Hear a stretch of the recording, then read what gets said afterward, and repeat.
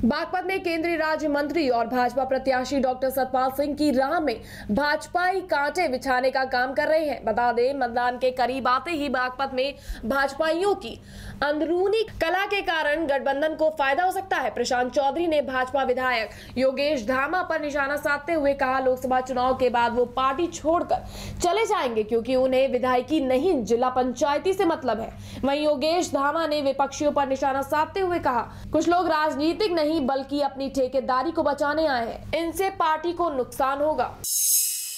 UP के हमीरपुर में सपा बसपा गठबंधन प्रत्याशी दिलीप कुमार सिंह ने चुनाव निर्वाचन आयोग और जिला प्रशासनिक अमले की खुलेआम धज्जियां उड़ाते हुए देखे गए। दरअसल अपना नामांकन पत्र दाखिल करने गए प्रत्याशी दिलीप कुमार अपनी लग्जरी गाड़ी से सभी सुरक्षा घेरे तोड़ते हुए सीधे नामांकन कक्ष तक पहुंच गए, जिससे सुरक्षा में तैनात अधिकारियों की बड़ी चूक सामने आई है। साथ ही सुरक्षा कर्मी मूक दर्शक बने रहे।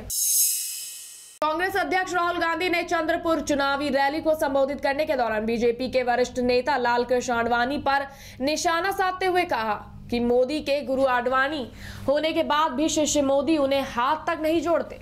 वहीं राहुल के बयानों पर पलटवार करते हुए विदेश मंत्री सुषमा स्वराज का कहना है कि राहुल को अपनी भाषा की मर्यादा बनाए रखने की कोशिश करनी चाहिए। हालांकि आडवाणी हमारे पिता तुल्य के समान है, जिनकी मर्यादा हमारे लिए एक महत्वपूर्ण है। भारतीय जनता पार्टी की नेता मेनका गांधी इस बार पीलीभीत की जगह सुल्तानपुर से चुनाव लड़ रही हैं। बता दें, मेनका गांधी ने कहा कि सुल्तानपुर सीट से उनके पति संजय गांधी 2 बार और वरुण गांधी पिछली बार चुनाव जीत चुके हैं। वहीं मेनका गांधी ने कहा, राहुल गांधी कितनी भी कोशिश कर लें लेकिन वे प्रधानमंत्री नहीं बन सकते। साथ ही उन्होंने प्रियंका गांधी पर निशाना साधते हुए कहा कि उनका चुनाव पर कोई असर नहीं पड़ेगा। वहीं मेनका गांधी ने अपनी जीत का भरोसा भी दिलाया। मैनपुरी में आगरा लखनऊ एक्सप्रेसवे पर तेज रफ्तार से चले आ रहे एक डंपर अनियंत्रित होकर पलट गया। डंपर के पलटते ही उसमें भीषण आग लग गई। इस हादसे में डंपर में सवार ट्रक चालक और क्लीनर की मौके पर ही मौत हो गई। वहीं सूचना मिलने के बाद वहां पहुंची फायर ब्रिगेड ने आग पर काबू पाया, जिसके बाद पुलिस ने दोनों मृतकों के शव को निकालकर पोस्टमार्टम के लिए भेज दिया। कांग्रेस ने भारतीय जनता पार्टी के राष्ट्रीय अध्यक्ष अमित शाह पर चुनावी हल्फनामे में सही जानकारी छिपाने का आरोप लगाते हुए चुनाव आयोग से शिकायत की है। साथ ही गांधीनगर लोकसभा क्षेत्र से चुनाव लड़ने के लिए आयोग घोषित करने की मांग भी की है। बता दें, अमित शाह ने गांधीनगर में एक प्लॉट और अपने बेटे के कर्ज के बारे में सही जानकारी नहीं दी है। अलीगढ़ के मुस्लिम विश्वविद्यालय के छात्रों ने कई मुद्दों को ध्यान में रखते हुए वोट देने की बात कही। बता दें, 2014 के लोकसभा चुनाव में भारतीय जनता पार्टी ने अपने मैनिफेस्टो में शिक्षा के साथ कई मुद्दों को लेकर जनता से वादा किया, लेकिन उस वादे को आज तक पूरा नहीं किया।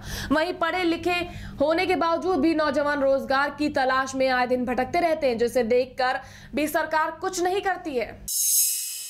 चुनावी सरगर्मी के बीच राजनीतिक पार्टियां एक दूसरे पर आरोप प्रत्यारोप लगा रहे हैं। वहीं जिला मुख्यालय भिनगा के जूनियर हाई स्कूल में भाजपा का विजय लक्ष्य पिछड़ा वर्ग सम्मेलन का आयोजन किया गया, जहां मुख्य अतिथि के रूप में पहुंचे मनोज कश्यप ने कांग्रेस पर निशाना साधते हुए कहा, गठबंधन से जीत कर जाने वाले सांसदों को कांग्रेस अध्यक्ष राहुल गांधी 100 करोड़ में खरीद कर पाकिस्तान को बेच देंगे। चैत्र नवरात्रि शुरू हो चुकी है। इस नवरात्रि के साथ साथ हिंदू नव वर्ष भी मनाया जा रहा है। बता दें, गाजियाबाद में चैत्र नवरात्र के मौके पर प्राचीन सिद्धपीठ देवी मंदिर में श्रद्धालुओं की भीड़ उमड़ पड़ी। धर्म ग्रंथों पुराणों में चैत्र नवरात्रि का समय बहुत ही भाग्यशाली बताया गया है। इसका एक कारण ये भी है, प्रकृति में इस समय नए जीवन का बीज अंकुरित होने लगता है और जनमानस में भी एक नई ऊर्जा का संचार होता है। भारत के एफएमसीजी में अग्रणी तथा सबसे तेजी से विकसित होती कंपनियों में से एक अनमोल इंडस्ट्रीज लिमिटेड ने 25 कामयाब सालों की ऐतिहासिक उपलब्धि हासिल कर ली है। अनमोल इंडस्ट्रीज ने विभिन्न सामाजिक कार्यों में संलिप्तता में एक नया नाम कमाया है। एक प्रेस वार्ता के दौरान अनमोल इंडस्ट्रीज लिमिटेड के मैनेजिंग डायरेक्टर गोविंद टीम अनमोल के लिए ये रजत जयंती की एक नई यात्रा की शुरुआत की है। इस तरह से इन 7 यूनिट से अनमोल का उत्पादन हो रहा है। बिस्कुट का जो प्रोडक्शन होता है ओवन में होते हैं और ओवन लंबे लंबे होते हैं।